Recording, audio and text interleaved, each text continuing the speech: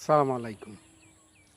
আমি মোবাইল সম্পর্কে যে কথাগুলি বলতেছি, এই কথার একমাত্র সমাধান করতে পারে জননেত্রী শেখ হাসিনা।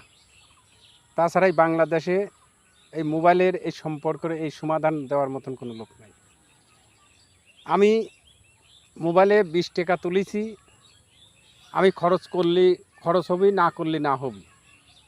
এমবি তুলেছি, আমি 200 টাকার এমবি তুলেছি, আমি যখন মন করে তখন খরচ করব। আমার এমবি অবাই থাকা লাগবে। আমি 200 টাকা মোবাইলে তুলেছি, আমার যখন ইচ্ছা তখন খরচ করব, অবাই ওই টাকা থাকা লাগবে। এই আইন পরিবর্তন করার জন্য জননেত্রী শেখ হাসিনার কাছে সারা বাংলাদেশের জনগণের অভিযোগ। আমি সারা বাংলাদেশের জনগণ যে অভিযোগ, আপনি মাঠে ঘাটে চার দোকানে যেখানে 10টা লোক থাকে সেখানে এই কথা আলাপ আলোচনা হয়। কেরে মোবাইলে টাকা তুললে টাকা কোনে গেল, কথা কইলাম না, মোবাইলের ম্যাথ ফুরি, ওই টাকার ম্যাথ ফুরিয়ে গেছে। আমি এমপি তুললাম 200 টাকার, কেরে আমি এমপি ফুরিলামই না, আমার এমপি ফুরিয়ে গেল। এই মানুষের, এই সারা বাংলাদেশের জনগণের মানুষের এই কথা।